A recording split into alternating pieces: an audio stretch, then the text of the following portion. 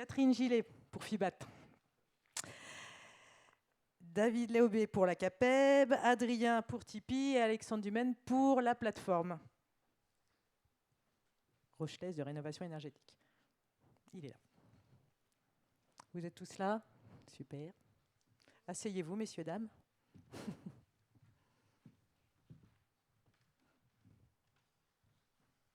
Allez, mettez-vous là, je vais me mettre au bout. J'aime bien voir tout le monde. Bonjour à tous. Alors, il y a 2 micros. La zapette, elle est là-bas. Hop, on la récupère. On va commencer directement. On va avoir un peu de galanterie. Et on va commencer, pour parler de FIBAT quand même, pour faire un focus un petit peu, là, au bout de quelques années. Ça fait depuis 2008, il me semble. Et alors, je vais vous demander, vous avez chacun une présentation, bon, mais l'idée, c'est pas de dérouler forcément toujours ces slides les uns après les autres, c'est un petit peu d'en discuter ensemble. Donc voilà, d'être assez succinct sur votre présentation, et puis il faut qu'on puisse un petit peu discuter par la suite. Je vous laisse la parole. Ça marche. Bonjour à tous. Donc oui, j'interviens pour le compte de FIBAT. Donc c'est un programme C2E, effectivement. C'est le premier programme C2E, 2007. Dont la vocation était d'accompagner les entreprises et les artisans à la montée en compétences autour des travaux d'économie d'énergie. Donc, autant d'années après, on est toujours là et le programme est toujours engagé pour la formation des professionnels en activité, mais aussi des futurs professionnels du bâtiment, de la maîtrise d'œuvre et de l'architecture. Donc, historiquement, le programme, en fait, il portait sur la formation continue des professionnels, construit avec l'ADEME, CAPEB, FFB, EDF qui l'animait pour le compte des ministères. Il s'est étoffé en 2012 sur l'axe architecte et maître d'œuvre, donc pour la formation continue de ces acteurs.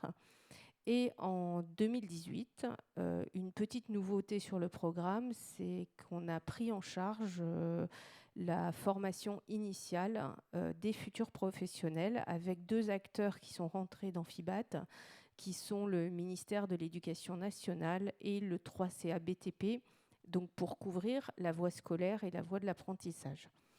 Donc depuis 2018, FIBAT travaille aussi bien sur la formation continue des professionnels en activité que sur la formation des futurs professionnels. Et ça en a fait un sujet qui était important pour accompagner la montée en compétences de la filière. Et du coup, le ministère du Travail nous a rejoints puisqu'il s'intéresse à la fois à la formation professionnelle et à l'apprentissage. Donc aujourd'hui, le programme, il a 2 axes, je vous l'ai dit, la formation initiale et la formation continue. Il a une seule thématique, c'est la rénovation énergétique des bâtiments, plutôt des bâtiments résidentiels et collectifs. On ne traite pas, par exemple, les bâtiments industriels. Et on a 2 vocations qui sont de concevoir des formations. Donc, je reviendrai un peu sur l'offre de formation et les finalités, et de les déployer, mais de les déployer en accompagnant le financement. Donc sur la formation continue, qui est peut-être celle que... Alors, hop, voilà. Sur la formation continue, en fait, vous le savez tous, ce qui se passe, c'est qu'il y a des aides financières qui sont conditionnées au signe RGE. Et donc dans ce cadre-là, le programme FIBAT met en place des formations qui sont les formations Rénov ou accompagnent financièrement des formations, donc soit les formations Rénov, soit les formations sur les énergies renouvelables thermiques, pour faire en sorte que les professionnels puissent devenir RGE et diffuser à leurs clients les aides financières. Ensuite, sur l'offre de formation, on conçoit également des formations pour accompagner les sorties des réglementations. Notamment, là, il y a pas mal d'actualités autour de l'audit énergétique et des conditions de qualification des auditeurs énergétiques. Donc, que ce soit auditeurs énergétiques, entreprises, artisans du bâtiment, ou que ce soit les architectes maîtres d'œuvre. Donc FIBAT conçoit les formations, forme des formateurs. Ça aussi, c'est un peu nouveau. C'était un vrai dada de l'ADEME, et à juste titre, de former les formateurs qui eux-mêmes vont former les professionnels ou les futurs professionnels.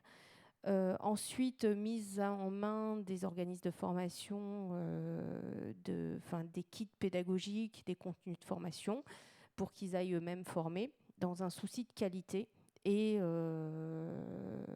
habilitation des organismes. D'ailleurs, Tipeee fait partie des organismes de formation habilités sur les 2 filières, je crois. La dernière, la Dynamo, oui, c'est ça. Voilà, donc on accompagne les réglementations, on permet aux professionnels d'avoir des formations qui sont reconnues par les organismes de qualification et de se qualifier, mais on a aussi des formations qui sont autres, qui ne conduisent pas forcément à des qualifications, mais qui sont intéressantes pour les professionnels, comme travailler en groupement. Voilà, qui est un sujet un peu quand même d'actualité avec le développement de la rénovation globale, valoriser RGE ou des modules autour, par exemple, des Outre-mer, en fait, qu'on doit travailler en parallèle de la métropole dans le cadre des C2E. Voilà l'offre de formation FIBAT, et je répondrai volontiers à vos questions si vous en avez après. Beaucoup. Est-ce qu'on a une idée un petit peu des chiffres? Est-ce que combien de je ne sais pas si on peut parler de pourcentage, peut-être plus de professionnels formés ou Alors, FIBAT a les chiffres des professionnels qu'on prend en charge. On n'a pas les formés. On sait que par rapport aux formés, on prend un quart, 25% des stagiaires formés sont pris en charge parce qu'il y a des conditions, et puis certains passent par le CPF, d'autres ne dépendent pas de Constructis, du FAFCEA et du FIFPL avec qui on travaille. Donc nous, on prend en charge 25% des formés. Depuis 2007, c'est 195 000 personnes qui ont été formées, en moyenne à 3 jours de formation. Enfin, qui ont été pris en charge, pardon, à 3 jours en moyenne de formation. Donc ça commence à être des volumes impressionnants. Au moment du RGE, de la mise en place du RGE en 2014, on a atteint des pics de 60 000 personnes sur une année. Voilà, donc 190 000 personnes sur les formations les plus appelées, parce que ça, je sais que ça vous intéresse, sont les formations réglementaires qui conduisent au RGE, enfin qui conditionnent les aides, donc le module Rénov', et les formations ENR, qui représentent à peu près 98% des prises en charge FIBAT. Voilà, et dont le module Rénov' qui est... Donc là, on parle artisan, maîtrise d'œuvre, tout confondu. La maîtrise d'œuvre n'est pas soumise au RGE. La maîtrise d'œuvre ou architecte, ils sont soumis à l'exigence de qualification pour l'audit énergétique, en fait. Voilà. Donc là, effectivement, les modules Dynamo, que délivre par exemple Tipeee, le module Dynamo, il marche bien parce qu'il permet d'accéder à aux conditions du décret pour être auditeur énergétique. Donc c'est un des modules qui marche bien, effectivement, que ce soit sur la cible entreprise artisan et encore plus sur la cible architecte. Mais on voit bien que si ce n'est pas obligatoire, RGE, si ce n'est pas un décret qui impose une qualification pour quelque chose, finalement, l'offre de formation, elle est peu appelée. C'est une de mes questions, effectivement. David, alors au niveau de la CAPEB, ça se passe comment? Donc, vous êtes secrétaire général en Charente. On s'intéresse à encore plus pro. Il y a le BIM aussi qui émerge. Comment ça se passe? Bonne question, comment ça se passe? Bonjour à toutes et bonjour à tous. Effectivement, la perche est lancée, puisque sur le volet CAPEB, même si nous sommes une organisation professionnelle, nous représentons les entreprises artisanales du bâtiment et non pas un organisme de formation, nous avons notre propre outil organisme de formation à côté qui délivre et qui fait suivre les formations aux entreprises du bâtiment, notamment les modules FIBAT qui ont été évoqués, les modules on va dire d'entrée de gamme, si je peux me permettre le terme, parce que l'objet des échanges de ce matin et ce que j'ai entendu depuis un petit moment, c'est justement d'aller plus loin et mieux. Et vous le disiez, c'est vrai que le FIBAT Rénov donne accès, c'est limite la contrainte, à une porte d'entrée vers la qualification RGE. Pareil pour les énergies renouvelables, que ce soit sur les différents types de chauffage. Et en fait, nous nous sommes rendus compte, les professionnels, qu'il fallait tout de même aller plus loin. Vous avez évoqué le sujet du groupement, je vais y revenir. Et c'est pour ça qu'avec un nombre de partenaires, dont certains sont ici présents, nous avons constitué et créé ce qu'on appelle le programme Encore Plus Pro, qui est un dispositif qui a été construit et co-construit avec Tipeee, avec l'ARFAB, donc l'organisme de formation des artisans du bâtiment du Poitou-Charentes, le GRETA et donc l'ACAPEM, pour pouvoir proposer différents parcours de formation qui vont être la porte d'entrée, effectivement, le FIBAT Rénov, peut-être aller plus loin après vers un module un peu plus technique sur plateforme, et après proposer d'autres formes de formation pour justement monter en compétence sur certaines techniques, pour peut-être aussi toucher un public plus large, puisque vous avez évoqué tout à l'heure l'accès à la qualification. Donc on imagine dans une entreprise artisanale que ça va être une personne fondamentale à l'entreprise, le dirigeant, le numéro 2. Et ceci étant, il y a des collaborateurs, il y a des techniciens qui ont aussi besoin d'être formés au geste, au bon geste et à l'évolution, et c'est aussi l'objet de ce programme. Donc d'abord, c'est aussi identifier, sensibiliser à la démarche, puisque la qualification RGE, c'est vraiment la porte d'entrée, mais c'est le seuil minimal, soumis à des contraintes économiques et budgétaires de marché qu'on connaît un peu tous. Mais derrière, il est nécessaire d'aller plus loin sur des parcours de formation, voilà, qui sont soit sur le volet numérique, puisque ça a été évoqué tout à l'heure, c'est une évolution que les entreprises du bâtiment dont elles doivent se servir. Et donc il y a un volet introduction spécifique pour les entreprises artisanales sur la maquette numérique et identifier les différents outils qui vont servir à la rénovation performante. Et bien sûr, le gros de l'action du programme, c'est se baser sur les outils déjà existants, ne pas réinventer la poudre, tout simplement, mais aller plus loin sur certaines thématiques, que ça soit sur la ventilation, que ça soit sur les pathologies liées à l'humidité, les points singuliers de l'enveloppe, les eaux pluviales, évidemment, on peut encore en parler, l'isolation par l'extérieur, et tous ces éléments-là sont des compléments nécessaires pour aller un peu plus en profondeur sur les parcours de formation qu'il est nécessaire pour réussir des rénovations performantes.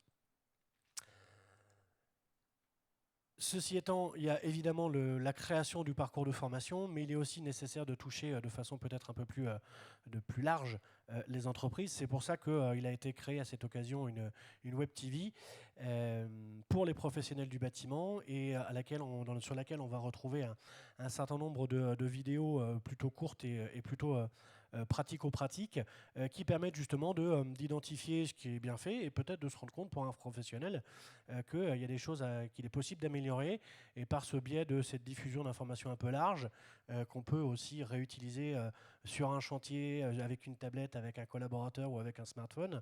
Ça permet aussi de diffuser les bonnes pratiques et les bons gestes, mais aussi d'intégrer et d'inciter les gens à engager un parcours de formation comme on l'évoquait tout à l'heure. Autre spécificité du programme, je fais vite parce que autre spécificité du programme, vous me couperez, hein, merci. Merci. Il a aussi été créé quelques outils plutôt mobiles mais pédagogiques, sans forcément aller jusqu'à la maquette qu'on connaît un peu tous sur les Praxibat ou sur les FIBAT module 3 ou corrigez-moi, qui sont plutôt fixes dans les centres de formation. Il a été aussi créé des maquettes qui font à peu près la taille de cette table et qui permet justement d'aller parfois au plus près des professionnels dans leur lieu de recrutement, dans des réunions d'information, chez les distributeurs, chez les fournisseurs, au sein des entreprises, pour aller sensibiliser le chef d'entreprise, mais aussi ses collaborateurs, les chefs d'équipe, avec des outils un peu pratiques et qui vont permettre de matérialiser les grands concepts de la thermique, de la ventilation, de l'hygrométrie, de l'inertie et tous ces éléments-là, plutôt que par des présentations qui vont être uniquement diaporama, papier-crayon, mais avec des concepts concrets et mobiles pour aller au plus près. Et je vais faire un dernier zoom sur le volet, on évoquait tout à l'heure la notion des groupements d'entreprises, de l'offre globale, de la rénovation globale. Réno Expert, c'est un parcours de formation qui est vraiment spécifique, qui a été créé maintenant il y a 6 ou 7 ans et qu'on a repris dans ce dispositif et qui doit permettre justement d'emmener les professionnels du bâtiment, non pas justement à ce que chacun se préoccupe de son opération technique pour laquelle il a ses habitudes, ses connaissances et ses spécificités, mais justement donner une certaine transversalité à la notion de la rénovation, d'amener les professionnels à prévoir en amont le chantier et à prévoir, donc avec le conseil qui va bien, le suivi et maîtriser les techniques du suivi de chantier, du SAV, pour que justement pouvoir aussi adapter peut-être le comportement d'usage et avoir une explicatif avec les futurs occupants ou les occupants dans leur bâtiment rénové. Et il y a tout un volet sur la notion du pilotage d'un chantier en groupement d'entreprise, que ce soit du groupement momentané ou du groupement pérenne, pour justement avoir une meilleure gestion des interfaces sur les opérations de rénovation globale. Merci. Petite question un petit peu identique. Est-ce que vous avez une idée du nombre de personnes formées sur votre territoire ? Oui, j'ai amené des papiers quand même, parce que là, je ne les connais pas tous par cœur. Effectivement, tout dépend de ce que vous appelez le territoire, mais si on peut parler de l'ex-Poitou-Charentes, en tout cas nos 4 départements, si on parle uniquement des formations d'entrée FIBAT, que ça soit sur la performance énergétique et après les énergies renouvelables, on va dire que depuis le lancement du programme que vous avez évoqué, on est à plus de 3000 stagiaires sur les 4 départements. Et là, je ne pose pas la question du financement ou pas financement, c'est les purs stagiaires. Et sur les énergies renouvelables, on est à plus de, que je vous dise pas de bêtises, plus de 2000 stagiaires aussi, donc sur les dernières années. Ça, c'est uniquement sur les entrées qui permettent d'accéder aux qualifications RGE qu'on évoquait. Et après, on peut rajouter, on évoquait tout à l'heure Réno Expert, les formations complémentaires, la ventilation, les écomatériaux, les différentes formations aux réglementations thermiques différentes. Et on peut rajouter sans problème 1000 stagiaires supplémentaires. Et on évalue à combien d'artisans sur le territoire ? 17 000. Ok. Bon, on a un peu de Même marge. pas piégé encore. par les chiffres. On a un peu de marge. Il y a encore évidemment beaucoup de marge. Après, il faut bien voir que ce 17 000, je vous annonce un nombre d'entreprises qui sont en activité sur le territoire. On parle de tout type d'entreprises, c'est-à-dire celles qui vont peut-être ne faire que du neuf, celles qui vont faire que du marché public, celles qui vont faire des métiers qui ne sont pas non plus concernés par la rénovation énergétique. Mais qui auront besoin de se former de toute façon. Qui ont besoin de se former de toute façon. Peut-être pas sur les techniques pas que sur les j'évoquais. mêmes modules. Oui, oui. Non, après, ça pose la question de la disponibilité, de comment on fait en sorte que un professionnel retourne sur un banc de l'école, ou justement, est-ce qu'il ne faut pas inventer autre chose ? Alors, c'est peut-être Adrien qui peut nous parler un petit peu des... Ce que propose Tipeee aussi, alors on voit qu'il est un peu incontournable, hein, que voilà, chacun travaille, mais c'est plutôt ce qui est intéressant. Il me semble qu'il faut travailler en écosystème et c'est intéressant justement d'essayer d'allier ses forces. Quid de cette réflexion là justement sur les différents formats qu'on peut proposer aux professionnels, puisqu'on sait que c'est toujours compliqué de faire revenir quelqu'un qui d'ailleurs est sur le terrain tous les jours derrière une table et une chaise, parce que voilà, il y a une partie théorique, on le sait bien. Comment ça marche ça ? Oui, je vais y répondre en partie. D'abord, juste pour rappeler que Tipeee, c'est un organisme de formation, mais pas que. Vous connaissez maintenant un petit peu plus la structure. On fait bien évidemment de la R&D. On transforme les méthodes que l'on développe en R&D, que ce soit des méthodes labo ou des méthodes de process d'ingénierie, sur des opérations avec du suivi d'opérations de réno ou de construction performante. Et donc évidemment, la formation arrive sur la partie transmission du savoir. Et on travaille sur les 4 thématiques qui sont représentées ici, à la fois l'efficacité énergétique, bien sûr, la partie environnementale, la santé, le confort et le numérique. Et l'ensemble de ces composantes font qu'on travaille donc sur la thématique bâtiment durable et transition numérique dans le bâtiment. Donc ça ne répond pas encore à ta question, Anne-Laure, mais là c'est un peu nos leitmotivs sur la définition de notre offre de formation. C'est à la fois développer des compétences transversales et non pas rester dans son propre métier, des compétences transversales pour s'adapter et se positionner sur le marché du bâtiment durable notamment, et s'adapter donc aux transitions énergétiques, environnementales et numériques. Évidemment, notre offre de formation aussi, on essaie de répondre, et on n'est pas tout seul pour le faire, bien heureusement, de répondre aux besoins de massification de rénovation performante, qui est le sujet d'aujourd'hui. Et puis, on n'oublie pas que pour bien former et pour que tout ça se passe bien sur le terrain, il faut que l'ensemble de la chaîne d'acteurs soit formé, et donc tous les maillons, on essaie d'avoir tous les maillons chez nous en formation, ou avec nos partenaires. Voilà, donc nos 3 missions en formation, c'est former, développer et accompagner. Alors former, c'est des missions plutôt de formation continue classique, hein, avec un catalogue, avec des formations donc FIBAT, des formations qu'on a en collaboration avec la CAPEB ou l'ARFAB. Former aux compétences transversales, bien sûr. Développer, parce que comme tout type de secteur, la formation, on a besoin de se régénérer constamment, de développer des nouveaux process, des nouvelles façons de former aussi. On va en discuter donc juste après, les nouvelles méthodologies pédagogiques, notamment le e-learning. Et puis accompagner, nous, depuis 2-3 ans maintenant, on accompagne aussi les entreprises et les organismes de formation sur leur plan notamment stratégique de formation, sur des sujets qu'on va qualifier plutôt de pointe. Voilà, donc justement, notre positionnement, c'est plutôt des sujets pointus, comme le BIM, ou des sujets innovants, ou un petit peu du bâtiment du futur, hein, la qualité de l'air intérieur, l'analyse environnementale, le lean construction, l'audit énergétique qui devient primordial aujourd'hui. Et pour ça, on s'appuie sur nos compétences R&D, bien sûr, et nos retours d'expérience d'ingénierie.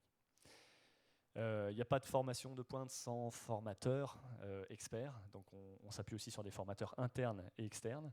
Là, je regarde un petit peu mes collègues parce que ce sont des partenaires de formation. Des outils pédagogiques innovants, le e-learning en fait partie, mais pas que. On a des outils aujourd'hui qui commencent à aller vers de plus en plus d'immersif, et ça rend de plus en plus, on va dire, sexy la formation, ou ludique, et on développe véritablement on s'inscrit plutôt vers ces méthodes pédagogiques-là. Et puis pour se régénérer toujours, continuer à développer l'offre de formation, on travaille beaucoup des projets collaboratifs avec des partenaires, qui soient institutionnels, des organisations professionnelles, on l'a vu avec Encore Plus Pro, l'ARFAB et la CAPEB, et des organismes de formation plus classiques. Voilà. Enfin, quelques réalisations qu'on a fait. Donc effectivement, nos dernières réalisations, notamment, c'est pas mal de e-learning et de MOOC. Il y a quand même une structure qui s'appelle MOOC, enfin une structure, l'ADEME et le plan bâtiment durable qui ont créé la plateforme MOOC bâtiment durable que vous connaissez maintenant presque tous, je pense, et à laquelle on a été un bon contributeur puisqu'on a déjà 3 formations MOOC sur ce site-là. Un sur l'optimisation des chaufferies, 2 sur la qualité de l'air, un plutôt axé résidentiel, ventilation résidentielle, et l'autre plutôt tertiaire. Voilà. À chaque fois, c'est plus de 2 à 3 000 inscrits par session. Donc là, on totalise à peu près, j'anticipe la question, à peu près 12-13 000 inscrits, ne serait-ce que sur ces 2 formations. Donc des choses qu'on n'aurait jamais pu faire, évidemment, en présentiel, à notre échelle, nous, Tipeee. Ils vont jusqu'au bout. Vous vous assurez là qu'ils ont bien suivi le dernier module? Très bien. Sur 12 ou 13 000 inscrits, la moyenne sur la plateforme MOOC Bâtiment Durable est d'à peu près 25 à 30% de taux de complétion, qui sont donc des inscrits qui vont jusqu'au bout. Pour avoir les vrais chiffres. Exactement. Donc un taux d'attestation de formation à peu près là, de 4 000 attestations délivrées. Et les plateaux techniques, alors ça fonctionne ou comment ça marche? Alors effectivement, oui, on a des plateaux techniques. Alors, je ne sais pas si c'était la slide d'après, j'en sais rien. Non, pas forcément. C'était avant, mais tu t'en as pas parlé. C'était avant, d'accord, oui, effectivement. Donc les plateaux techniques, c'est venu avec l'opportunité FIBAT. On s'est inscrit dans le dispositif FIBAT. Pas forcément Rénov' dédié aux artisans, mais plutôt les modules 3 plus spécifiques sur lesquels nous on avait les compétences métiers qu'il fallait faire valoir. Et voilà, donc avec des réussites et des choses probablement améliorées pour rendre plus accessible ou du moins plus attrayant ces formations-là. Elles existent, elles sont prises en charge à 100%. Aujourd'hui, c'est un peu difficile, certaines, celles qui ne sont pas réglementaires ou qualifiantes, à faire vivre. Voilà. On en reparlera. Je finis juste sur les réalisations, comme ça après je passe la parole. On a parlé des réalisations côté e-learning et donc justement ça reprend ce que disait Catherine juste avant. là, on développe aussi des formations qui s'inscrivent plutôt dans le certifiant, le diplômant, le préqualifiant, parce qu'on se rend compte que ce sont ces formations-là aujourd'hui qui marchent et que dont les stagiaires ont besoin. Aujourd'hui, un stagiaire a besoin d'avoir à la fin une attestation qui peut faire valoir sur le terrain, sur le marché. Faire des formations par compétence, c'est très bien. Modulaire par compétence, c'est très très bien. On s'inscrit dans cette démarche-là. Mais il y a encore ce besoin d'avoir l'assertif, le diplôme à la fin, qui fait que voilà, on a été en formation et ça nous a coûté en temps, mais on peut le justifier auprès du marché après derrière. Et juste une aparté, on a 10 stagiaires TPEB, parce que c'est une formation un petit peu expérimentale, dans le sens où c'est que la deuxième session que l'on fait, technicien de la performance énergétique du bâtiment. Ça s'inscrit parfaitement dans la journée d'aujourd'hui. Et donc ces futurs techniciens de la performance énergétique du bâtiment, j'espère que ce seront des futurs accompagnateurs locaux de la rénovation performante, entre autres. Et je les remercie d'être là. Merci Adrien. Justement, pour faire le lien avec la plateforme, merci Alexandre. Comment on s'assure que les artisans qui vont intervenir dans les travaux de rénovation sont bien formés? Comment ça se passe à La Rochelle? Oui, sur La Rochelle, moi j'ai un rôle un peu spécifique. Donc Alexandre Hudbien, je travaille pour la plateforme Angeles de rénovation énergétique. J'ai un rôle d'animation territoriale pour lequel justement j'essaie de mobiliser les artisans. Oui, c'est ton support juste après. Ah oui, bon. Si vous voulez, je peux refaire un petit rappel contextuel et puis je vais répondre directement dans le PowerPoint. Donc la plateforme de la communauté d'agglomération de La Rochelle. Ouais. Alors, tac, juste pour un petit rappel pour les missions, de façon à ce que vous sachiez bien de quoi il s'agit. Rapidement, donc on est un service public de la rénovation énergétique qui a pour objectif d'accompagner les particuliers dans leur projet de réno. Donc ça se passe par le process qui il y a un process pas à pas qui est décrit ici et un accompagnement qui est réalisé par le CREA. Donc je passe à la suite, de façon à vous parler un peu des objectifs et des moyens. On l'a évoqué ce matin, effectivement, 2000 rénovations performantes par an, un objectif de 45 000 rénovations performantes à l'horizon 2040. Voilà. Et là-dedans, on a déterminé un pourcentage de rénovation globale. On ne s'est pas mis d'objectif là-dessus. Il y a un objectif, mais qu'on n'a pas... Qui est secret. Qui est secret. Parce qu'en fait, il y a plein de choses qui doivent se mettre en place pour.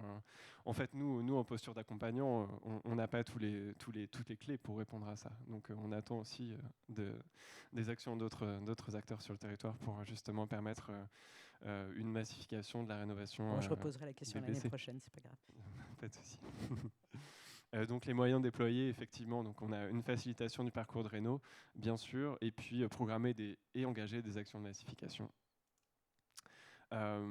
Juste une petite slide pour exprimer un peu les différents leviers sur lesquels on a travaillé, notamment être bien identifié auprès du public et des acteurs, réunir les acteurs autour du projet, accompagner les usagers dans leur rénovation et aide au financement des projets de réno, avec évidemment un objectif qui est très fort, celui de la massification de la rénovation. Au niveau des missions et des compétences, parmi les leviers que j'ai cités, en fait, ceux-là, notamment sur l'accompagnement des usagers, tout ce qui est maîtrise technique, sensibilisation, le fait de réunir des acteurs autour du projet, donc tout ce qui est animation, accompagnement, changement, et tout ce qui permet d'être bien identifié du public et des acteurs, donc tout ce qui fait partie de la communication et de l'animation.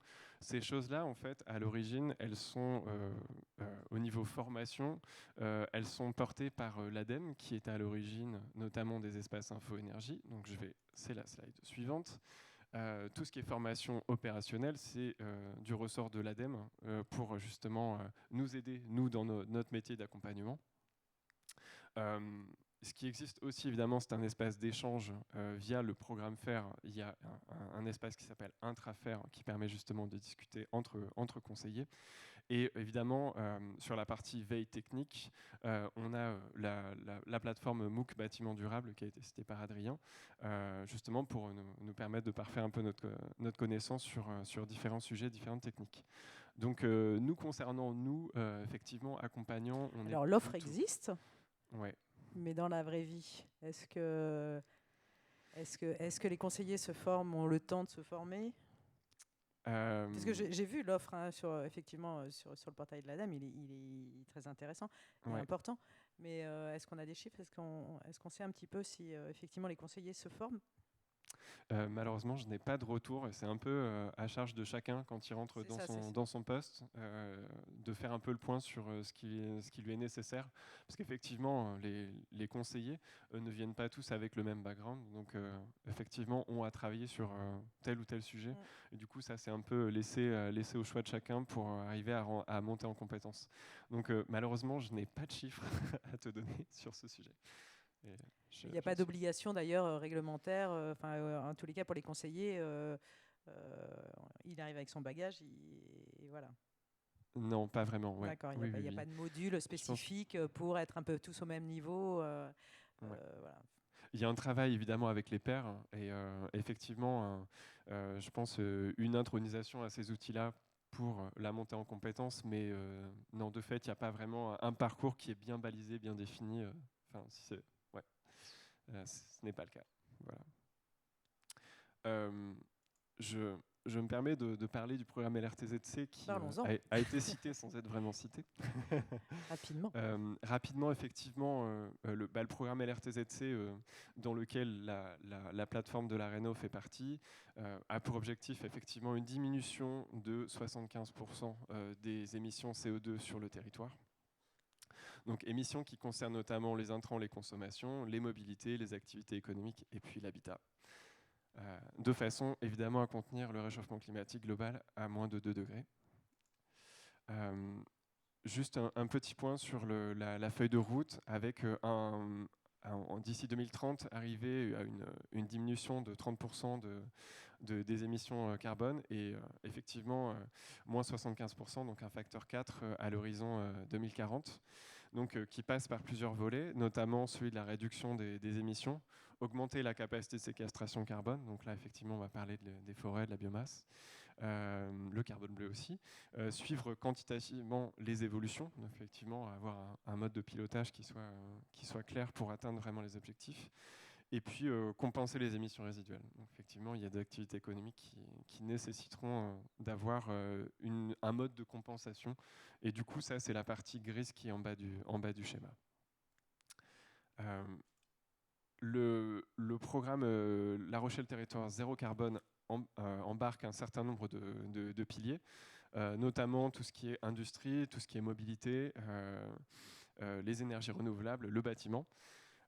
Et effectivement, de façon à ce que tout le monde partage les mêmes enjeux, c'est important que les citoyens soient vraiment ancrés dans la démarche, d'où effectivement une forte participation citoyenne, donc effectivement sur la sensibilisation des parties prenantes, accompagnement des trajectoires de changement, et puis effectivement les intégrer dans le parcours de décision. Ça, c'est effectivement très, très, très important.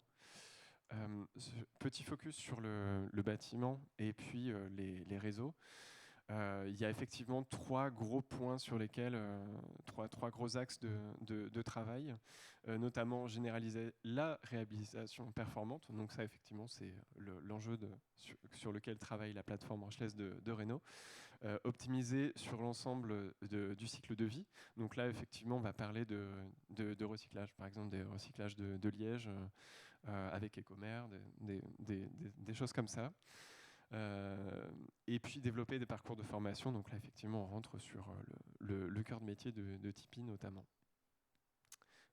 Voilà ce que je peux vous dire. Merci. Alors justement, ça m'apporte une question. Quand on en a discuté hier, ou en tous les cas, ça a fait réagir David sur... je posais une question sur comment on répond... mais j'aurais dû rajouter pour la Réno, aux enjeux qui sont mis en avant dans la RE 2020. Alors, il me dit, bah non, mais là, on ne parle pas de la RE 2020, on ne parle pas du neuf, on parle de l'ancien. Oui, mais en fait, le fond de ma question, elle a été certainement mal formulée, mais l'idée, c'était de se dire, aujourd'hui, on a une réglementation environnementale, et non plus thermique d'ailleurs, qui appuie sur le volet carbone pour répondre aux enjeux. Donc, ces enjeux, ils existent pour le neuf et pour l'ancien. Donc comment on s'assure que pour la réno, les professionnels soient sensibilisés à ces enjeux et soient formés à ces enjeux et sur ce volet carbone, comment on peut intervenir? Est-ce que dans les modules de formation, il y a quelque chose qui sensibilise sur le choix des matériaux, sur l'impact carbone des matériaux qui sont utilisés? Enfin, est-ce qu'il y a quelque chose là-dessus? Alors, dans les modules de formation, ce qui est sûr, c'est qu'on parle en rénovation, on parle jamais, on a toujours parlé étiquette énergie et CO2, la base d'un audit énergétique. Je parle sous couvert, là j'ai deux organismes de formation qui... Mais la base, c'est énergie, effet de serre. On n'a jamais une étiquette sans l'autre. Donc déjà, dans la partie énergétique, au sens large, il y a l'environnement. Ensuite, on commence à parler de plus en plus. Donc, effectivement, on ne parle pas de RE 2020. On a testé dans les années 2014 des formations FIBAT sur le neuf, autour du neuf, l'étanchéité à l'air et tout ça. Gros flop. FIBAT n'est pas marqué neuf, en fait. Donc ça, c'est... Sachant quand même qu'on peut se dire que le neuf sont les rénaux de demain. Donc oui, il va falloir mais quand les même réglementations sur le neuf ne sont pas les réglementations sur l'existant. C'est pas les mêmes textes et tout ça. On sait bien Voilà. la difficulté d'avoir une Donc, réglementation sur l'ancien d'ailleurs. Voilà. Donc le neuf fait l'objet d'autres formations, d'autres accompagnements. Je sais que l'ADEME en lance, a fait un appel à des organismes de formation pour mettre en main des ressources et tout ça. Voilà, donc ça fait l'objet d'autres accompagnements, mais pas dans FIBAT. En revanche, dans FIBAT, on intègre de plus en plus. Tout à l'heure, on parlait de notions de confort, de QAI. Donc dans la partie des modules, que ce soit audit réno pour les entreprises artisans autour de l'audit ou Dynamo, on aborde ces notions-là. On va sur l'aspect patrimonial, architectural. On commence à aborder les ACV dans les modules Dynamo. Ça s'est abordé, donc la partie analyse de cycle de vie et les impacts environnementaux au sens large et pas que CO2.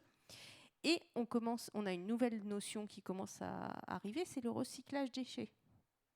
Voilà, donc en fait, on s'étend progressivement tout en restant sur le cœur qui est la rénovation énergétique pour ne pas non plus aller sur des aspects architecturaux ou sociologiques qui dépasseraient. Sans parler de ça, on peut juste parler des matériaux. On peut parler des matériaux biosourcés. Mais c'est ce qu'on fait en fait dans les kits Dynamo. C'est bien ce qu'on fait. Hein. Je laisse compléter.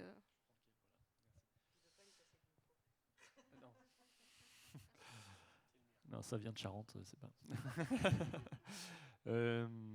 Du coup, oui. Effectivement, donc, dans Dynamo, on traite tous ces sujets-là. Et donc, c'est la force aussi de frappe de la plateforme MOOC Bâtiment Durable, je voulais en revenir ici.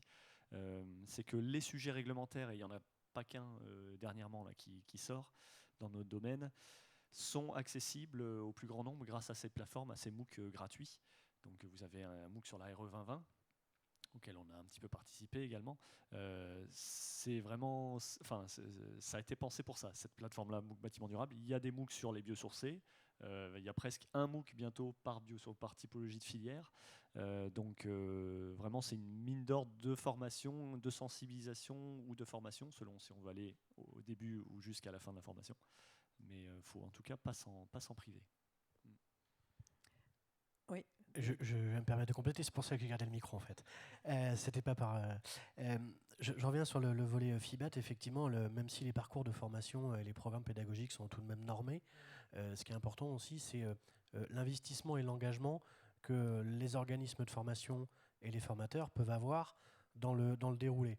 Et c'est vrai qu'il est quand même possible d'avoir quelques compléments à ajouter. Et je sais qu'en tout cas, nous, c'est notre volonté d'évoquer, vous citiez le mot tout à l'heure, des isolants biosourcés, des matériaux biosourcés. En tout cas, nous, c'est notre volonté de rajouter ce vernis sur les parcours de formation FIBAT et pour commencer déjà à évoquer et à en parler. Et après, le sujet, c'est la sensibilisation de tout instant, de tout moment, pour justement, votre question, c'était comment est-ce qu'on s'assure que on s'assure, c'est toujours difficile d'avoir la vérification et l'assurance que c'est une implication qui est bien intégrée sur les chantiers. même on est à peu près sûr que dans l'ultra-majorité, ce n'est pas forcément le cas. Mais c'est à force de sensibilisation et c'est un travail de long terme. Et ce n'est pas forcément en mettant des barrières et des contraintes que nous y arriverons. Alors, ok, c'est long.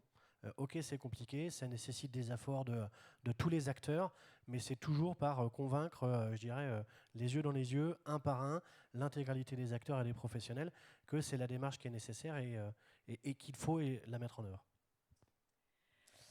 Alors, j'en ai un peu parlé tout à l'heure, mais c'est très compliqué de mobiliser les professionnels. On sait déjà que c'est très difficile d'avoir des professionnels sur les chantiers aujourd'hui, déjà de base.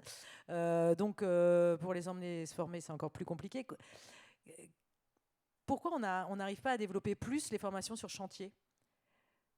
Est-ce que c'est un problème avec les OPCO ? Quel est votre avis là-dessus ? Parlons entre nous. Bon, il y aura probablement une complétion là, de la réponse. Juste, on a étudié un petit peu cette affaire-là dans Encore Plus Pro, puisque l'un des objectifs de déploiement du dispositif était de faire la formation sur chantier, sur les thématiques performance énergétique et aussi numérique. Et donc, on s'est un petit peu renseigné. Il y a plusieurs freins, effectivement. Il y en a un, peut-être le principal, c'est que le formateur qui vient sur chantier, il est sachant. Et s'il est sachant et qu'il dit voilà comment tu dois faire et que l'entreprise fait tel qu'il lui a dit, tel que le formateur lui a indiqué, et qu'il se trompe ou bien qu'il fait mal derrière, il peut y avoir un problème de responsabilité engagée du formateur. Donc il y a derrière une réflexion sur l'intitulé du formateur, c'est quoi son rôle exact, ses missions exactes, et donc il y a une définition du médiateur qui est sortie dans je ne sais plus quel référentiel. En tout cas, le formateur serait un médiateur, un tampon entre le chantier et les entreprises, et dédouané d'une certaine partie de ses responsabilités. Donc ça, c'est la partie formateur. Ce que j'ai en tête aussi, c'est la partie mise en œuvre de ces formations-là. Sur chantier, ça veut aussi potentiellement dire on déplace une partie du centre de formation sur le chantier. Ça peut être des petites maquettes, comme on a effectivement développé, mais ça peut être aussi des plus grosses maquettes, et à ce moment-là, c'est des contraintes de logistique. Etc. Oui, après, je parle de peut-être formation spécifique, en l'occurrence, par exemple, l'étanchéité à l'heure. Je me souviens de SIGA qui faisait des formations. Voilà, c'est un industriel qui vend des scotch. Ils ont développé ça. Alors, c'est des Suisses, hein, peut-être que ça marche qu'en Suisse, j'en sais rien, mais en tous les cas, qui ont développé toutes des outils et même marketing et qui interviennent sur les chantiers et qui montrent les bons gestes aussi et qui voilà. Donc est-ce qu'il n'y a pas quelque chose à creuser quand même pour que on arrive plus à sensibiliser sur site sans être obligé de faire venir et de prendre du temps en dehors, puisqu'on voit bien la difficulté quand même de mobiliser les professionnels. En fait, dans le cadre de FIBAT, on a essayé de regarder. Donc, il y a entre la formation présentielle en salle, sur plateau, et la formation sur site, vraiment sur chantier. On a testé, autour de l'isolation thermique par l'extérieur, on a testé un parcours, la conception d'un parcours. Il s'avère que, autour de l'ITE en tout cas, c'est super compliqué en fait en termes de logistique, on ne sait pas si c'est duplicable partout. On se dit bon, ok, en Hauts-de-France là, ils ont l'air assez avancés, oui, ils vont le faire. Il y a eu toute une expérimentation qui a été faite dans le Nord. Financée par Constructis et tout ça. Ils vont le faire là en Hauts-de-France. Oui, mais la première question, on a la CAPEB autour de table et la FFB. La première question de la CAPEB, c'est est-ce que là, le schéma qu'on propose autour de l'ITE sur site, c'est réplicable ? Dorémy, ils l'ont fait. Et pourquoi aussi. Ce ne serait pas réplicable, là, en l'occurrence ? Parce que tant d'investissement. Alors, je ne vous dis pas, déjà, il faut former les formateurs sur des plateaux, par exemple, aux nouvelles technologies numériques, digitales et tout ça. Vous m'arrêtez, hein, mais c'est compliqué. Prenons des sujets peut-être plus simples, hein, encore une fois, encore une fois, sur l'étanchéité à l'air, qui est quand même un sujet aussi important. Essayons de simplifier déjà, d'expérimenter. Oui, mais le problème, c'est que vous faites venir 6 professionnels sur le chantier de quel professionnel ? Je fais rire David, mais sur le chantier de quel Après, peut-être que ça peut s'adresser peut-être que sur des projets de gros collectifs, de grosses réhabilitations et pas chez des particuliers, bien sûr. Ça, il y a dans le collectif, effectivement, il y a des appels d'offres où ils ont mis la formation sur chantier comme quelque chose, effectivement, et cette amélioration des gestes et tout ça dans leur appel d'offres. Là, c'est plus facile parce qu'il y a un appel d'offres, mais un appel d'offres avec une grosse structure, qui a des directions techniques, qui peut encadrer ces formations sur chantier et tout ça. En revanche, avec un particulier, particulier, il n'est pas sachant.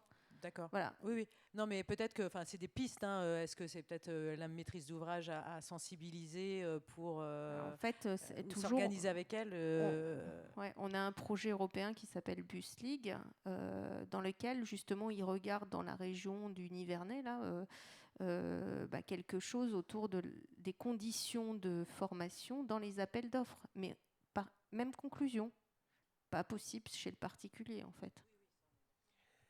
Et c'est vrai que vous m'avez coupé l'herbe sous le pied à ce moment-là. C'est un point important. La typologie du chantier est aussi extrêmement importante. Je vais donner un exemple. Alors, quand je dis ça, c'est un frein. Et malheureusement, on n'a pas encore de solution tous autant qu'on est autour de la table, parce que c'est un champ qui est quand même encore inexploré, qu'il est nécessaire de trouver peut-être le ou les solutions qui fonctionneront. Mais c'est pour ça que la typologie du chantier est importante. Un chantier de construction ou de rénovation de 30, 40, 50, 200 logements sociaux, avec 5, 6, 10, 15 entreprises, un public qui est peut-être plus nombreux, c'est plus facile de mobiliser des moyens, des équipements, du matériel pour faire la formation sur chantier, pas de problème. Mais je vais prendre l'exemple d'un professionnel qui va intervenir chez un maître d'ouvrage particulier, qui à un moment ou à un autre, s'il a ce chantier-là, c'est qu'il a quand même, il s'est vendu. Il a expliqué qu'il était techniquement bon, que sa solution technique était la route, que économiquement il était dans le juste prix. Mais il va devoir dire à son maître d'ouvrage, je vous l'ai vendu, je suis le meilleur, mais en fait je ne sais pas faire. Donc je vais demander à être formé sur le chantier. Oui, donc c'est pour ça que sur le particulier, c'est un peu sur compliqué. Le particulier, on est d'accord. Disons ça, que c'est pour essayer de réfléchir sur la massification de la rénovation et locale, c'est quand même un peu plus facile d'expliquer les évolutions des technologies, des matériels, des métiers, et qu'il y a une nécessité de former un plus grand nombre. Et ça rejoint un petit peu aussi la question de comment on arrive à former, à amener les professionnels à se former sur des formations non réglementaires. En étant ludique, en étant pédagogique, en développant des nouvelles méthodes, en partant peut-être des anomalies, des malfaçons et en faisant quelque chose d'un peu sympa. Donc entre la formation présentielle et la formation ou formation sur plateau, qui nécessite aussi des plateaux maintenus partout, il y a peut-être la formation digitale, 3D, tout ça, et c'est pour ça que nous, on conçoit. Aujourd'hui, FIBAT conçoit les parcours de formation, Dynamo, Ditreno et tout ça. Hier, on ne le faisait pas, mais pour pouvoir mettre les moyens au service d'une conception de parcours sympathique, avec des recherches. Là, vous pouvez peut-être l'expliquer, ce qui se passe dans Dynamo en termes d'outils sympathiques. Je ne vais pas faire la promo de mes outils, du coup. Les outils sexy de la formation. Alors, on travaille sur des plateformes souvent, quand on fait du distanciel, des plateformes LMS, c'est le terme technique, avec derrière des contenus qu'on peut voir quand on le souhaite. En fait, c'est ouvert, on a un temps pour le faire, et c'est ça qui est pratique quand on fait de la formation en distanciel, c'est qu'on le fait sur ces temps, pas forcément de travail, où on peut s'aménager véritablement ces temps. Il y a des forums de discussion sur une plateforme de LMS, on peut échanger avec le formateur, on peut échanger avec les autres stagiaires, ce qui rajoute une dynamique même si on est en virtuel. Et après, ce qui est sympathique justement, c'est d'alterner le distanciel et de se retrouver après en présentiel pour travailler véritablement les études de cas, c'est-à-dire faire en distanciel toute la théorie, qui est souvent un petit peu compliquée à intégrer sur des temps longs d'une journée par exemple en présentiel, et travailler véritablement les études de cas, les jeux de rôle, vraiment travailler sur la pédagogie en présentiel. Voilà. Et d'avoir aussi des vidéos ou des outils 3D, oui. Des caméras, casques qui permettent d'aller rechercher ce qu'est un pont thermique, où je le retrouve, l'humidité, les défauts de ventilation. Des vrais jeux en réseau. Exactement. Et on est en train de Rénove-ta-maison.com. développer la même chose pour les jeunes. Recherche de ponts thermiques en virtuel, en 3D, dans l'espace. De la même manière que les métiers doivent se valoriser pour séduire les métiers du bâtiment, et il y a une recherche côté formation de se valoriser et de séduire les stagiaires, quoi. Alexandre, tu voulais rajouter? Oui, moi sur la partie plateforme Rushless de Renault, on fait donc, de l'animation réseau pro et effectivement on propose un format de petit déjeuner technique qui a pour objectif vraiment de vulgariser une thématique sur laquelle un professionnel n'est pas forcément alerte, de façon à avoir des piqûres de rappel et puis pouvoir échanger un peu sur cette chose-là. Donc bon, ça représente, ça permet de créer du maillage et puis ça crée ça fait des piqûres de rappel qui sont toujours intéressantes. Et l'objectif, in fine, c'est aussi d'arriver à toucher, à toucher les maîtreurs qui vont faire les devis ou les ouvriers à la fin qui vont réaliser les chantiers. C'est aussi important pour nous de viser ce public-là. Donc voilà, ça c'est ce que nous on fait localement. Merci. Je ne sais pas s'il y a des questions. Il reste quelques minutes avant la pause. Oui.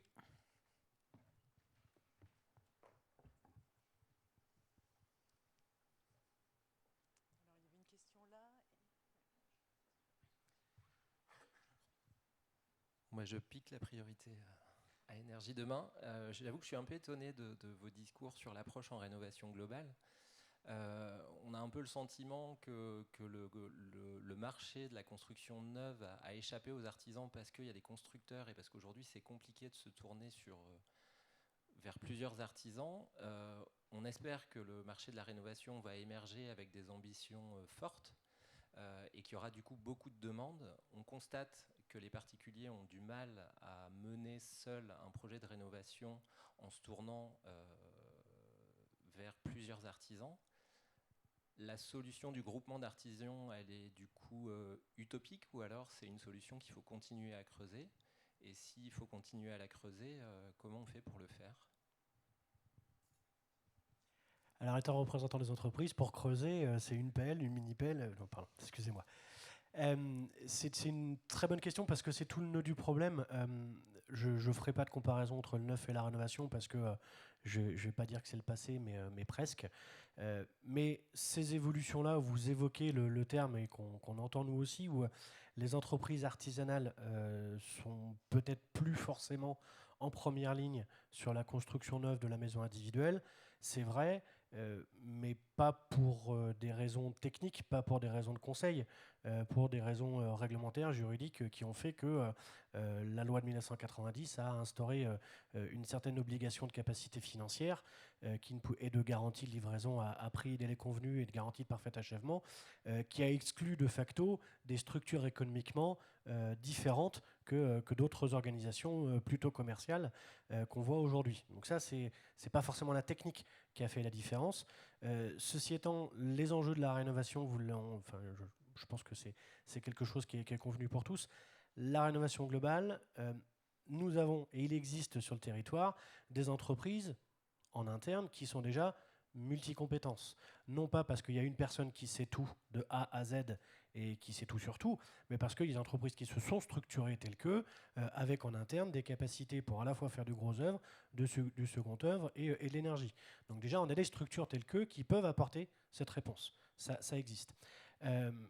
Après, il a toujours, et ça c'est la majorité, les professionnels qui ont leurs compétences techniques avec leurs moyens humains en propre sur 1, 2 ou peut-être 3 métiers. Et là, effectivement, il y a nécessité d'avoir une réponse collégiale pour une rénovation globale de qualité. La notion informelle existe peu ou prou, mais il faut mieux faire sur la communication, les échanges et la relation avec le maître d'ouvrage privé. Et c'est tout l'objet des parcours de formation qu'on évoquait tout à l'heure. Ils doivent tous amener à cette thématique-là, à plus de transversalité et à plus d'interaction entre les professionnels.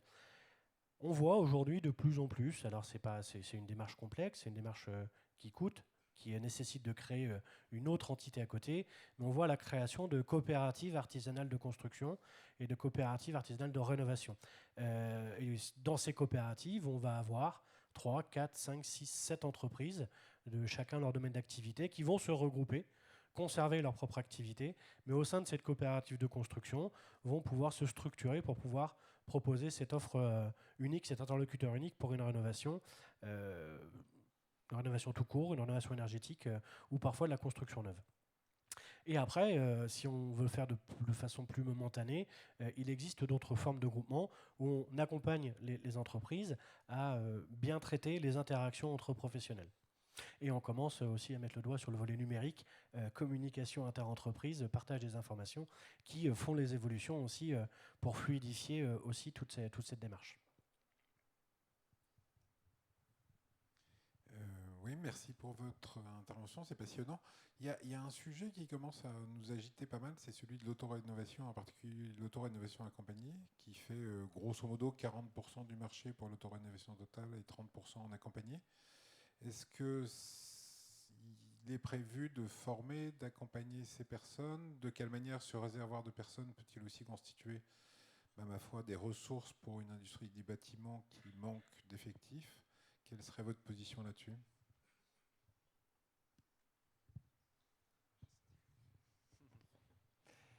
Je ne sais pas si on a tous la même position. Pas sûr. En tout cas, c'est un sujet, merci pour la question. Dans le cadre du projet LRTZ de La Rochelle Territoire Zéro Carbone, qui est un projet donc local, de formation des professionnels dans la rénovation performante. On a évidemment essayé de traiter, on commence à essayer de traiter le sujet. On se dit qu'il y a un trou dans la raquette, effectivement, puisque alors je ne savais pas que c'était 40%. Mais ça ne m'étonne pas. Donc je pense que c'est un sujet il faut traiter d'une manière ou d'une autre, ça c'est sûr. Est-ce que c'est alors, mais comment? Voilà, on n'a pas la solution pour l'instant, en tout cas de côté Tipeee. C'est un sujet qu'on a identifié et on va voir avec les dispositifs de formation et les organismes de formation qu'on a sur le territoire. On va essayer de réfléchir pour voir comment on peut apporter une réponse déjà locale qui, si elle est satisfaisante, pourrait éventuellement être déployée. Mais c'est un sujet que tu veux compléter. Et la réflexion est commune avec la plateforme de la rénovation énergétique. Voilà, c'est un travail qu'on va faire notamment en binôme.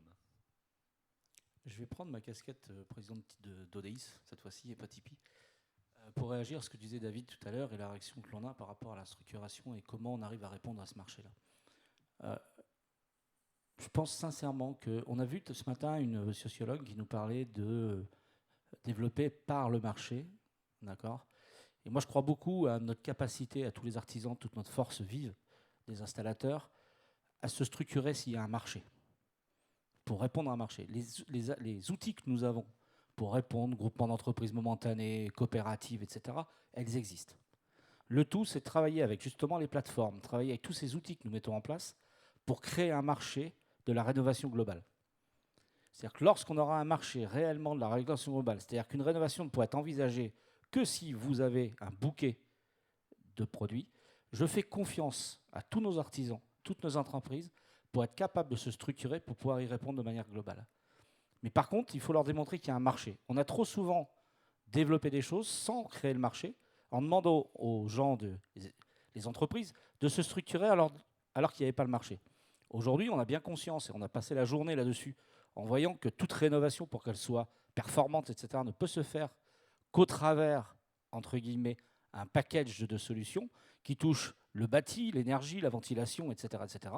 Et à partir de là, si on arrive à créer que ce marché, le marché de la rénovation ne peut se faire que par des bouquets, je fais entièrement confiance à nos artisans pour être capables de trouver des solutions, quitte à mettre de temps en temps des tiers de confiance, des choses comme ça en structuration. Mais en tous les cas, je suis persuadé que ce sera le cas. Aujourd'hui, trop souvent encore, aujourd'hui, je suis désolé, demander à avoir un artisan pour installer une pompe à chaleur, il n'a pas besoin d'avoir toute la troupe derrière, il ne sait déjà pas où donner de la tête. Donc il ne va pas s'amuser à ça. Par contre, si demain, il y a un bouquet, si je cause dans le micro, s'il est obligé de passer par un bouquet, eh bien, il s'associera avec son collègue d'à côté, et vous verrez que des artisans... Parce qu'il y a une chose qui est claire, c'est que les artisans, vous ne ferez pas parler forcément un chauffagiste avec un chauffagiste, parce qu'il ne va pas donner ses sources. Par contre, un chauffagiste s'associant avec un plaquiste, s'associant avec quelqu'un qui fait de l'isolation, là, il ne se donne pas des sources, il se donne des moyens communs d'aboutir à un même projet. Et ça, moi, je crois véritablement à cette solution-là. Alors, il y a une solution peut-être sur la réponse à la structuration du marché, ou en tout cas à l'émergence d'un marché, parce que cette histoire de rénovation globale, on y est depuis très très longtemps. Hein. Moi, j'ai monté Fibat en 2007. On me demandait de monter les entreprises en groupement en 2009. Je leur ai dit que c'était prématuré, ils n'y ont pas cru. On n'y est pas encore. Mais effectivement, le marché, aujourd'hui, on voit quand même une tendance au fléchage des aides sur la rénovation globale, que ce soit les C2E, où là, effectivement, on commence à avoir des fiches qui se simplifient. C'était trop complexe, les fiches rénovation globale. La certification Réno Global est trop complexe. Donc, un abaissement des exigences, en fait, et des aides qui commencent à se flécher vers, effectivement, ces rénovations performantes ou globales. Parce que la performance, elle peut aussi arriver avec... pas forcément sur une rénovation globale qui fait peut-être peur, y compris au maître d'ouvrage où on va intervenir massivement sur son logement et tout ça, mais par étapes, performante par étape. Voilà. Donc on voit une tendance en fait à l'orientation des aides sur ces rénovations en fait. Ce qui vous aidera normalement. Pour avoir accompagné une rénovation globale comme ça, mais la problématique malgré tout, il a fallu aller chercher chaque artisan pour constituer l'offre globale. D'accord. Et je pense que véritablement, si nos offres globales vont directement aussi au préfinancement des travaux en payant directement les artisans plutôt que de passer par le maître d'ouvrage pour payer l'artisan, on aura encore plus de chances que les artisans s'associent. Je pense qu'on a vraiment une voie, on n'est pas loin du topo. Je pense que, comme vous dites, c'est un sujet qui date depuis très longtemps. On voit arriver des arguments, qui soient techniques, qui soient financiers, etc., de méthodologie, qui s'approchent de plus en plus vers de cet optimisme-là qu'on pourrait avoir d'avoir cette gestion globale. Mais moi, je suis très optimiste par rapport à les salariés et les entreprises à être très réactifs. À partir du moment où il y a un marché, vous savez, une entreprise n'est pas philanthropique, elle vit parce qu'elle a un marché. Et si elle voit qu'il y a un marché qui est abondant et intéressant, ne vous inquiétez pas, tout le monde trouvera les solutions. Un prêt aussi à mon travaux, à compte, pour paiement de la compte et tout ça. On commence à avoir des petits outils par-ci, par-là. On a les briques aujourd'hui. Il n'y a plus qu'à construire le mur. C'est bien si on est dans le bâtiment. Effectivement, je vais me permettre de compléter parce que vous avez totalement raison. Le nerf de la guerre et ce qui fera la réussite, ça sera le marché qui est mûr, qui est mature ou qui est en développement. Effectivement, on parle depuis des décennies des groupements. Enfin, je ne vais pas faire l'historique, mais aussi, il faut voir dans quel contexte on est. On est encore quelques années, même s'il y a des évolutions qui sont en train de voir le jour sur l'orientation des financements, plutôt sur la rénovation globale. Mais on a vécu, et on a tous vécu, le matraquage téléphonique, le harcèlement des gens pour les isolations en euros. Bon, alors tout n'est pas acheté, je ne suis pas en train de tirer à boulet rouge sur tous les opérateurs, mais on a tous entendu et vu ce qui en découle de ça. Et dans la tête du grand public, qui est quand même le maître d'ouvrage, qui décide au final ce qu'on peut faire, ce qu'on doit faire, etc.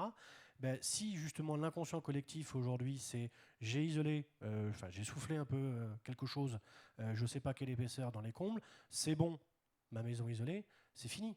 Et aujourd'hui, on a les professionnels qui sont confrontés à devoir faire de la pédagogie, de l'éducation, et donc un temps infini et terrible à des maîtres d'ouvrage pour leur expliquer que c'est rien du tout par rapport à ce qu'il serait nécessaire de faire.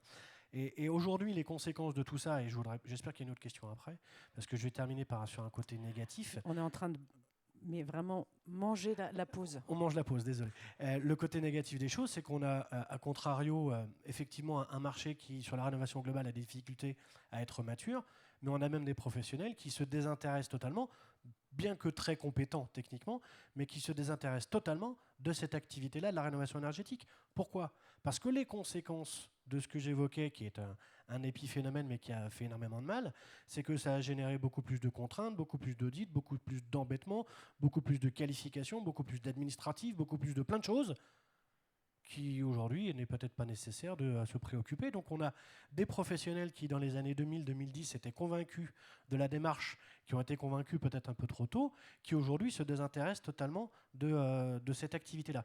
Et je pense que d'abord, il faudrait sauvegarder ces entreprises-là qui ont de l'expérience, qui ont de l'habitude, pour qu'elles deviennent les fers de lance des rénovations performantes énergétiques et qu'elles embarquent un bon nombre de professionnels avec elles vers cette montée en compétences. Et là, on aura peut-être un marché de la rénovation globale qui sera plus intéressant et plus mature pour tout le monde. Bon, David aura la conclusion, parce que je pense qu'on peut continuer la conversation autour d'un verre. Je vous invite à revenir d'ici un quart d'heure ici.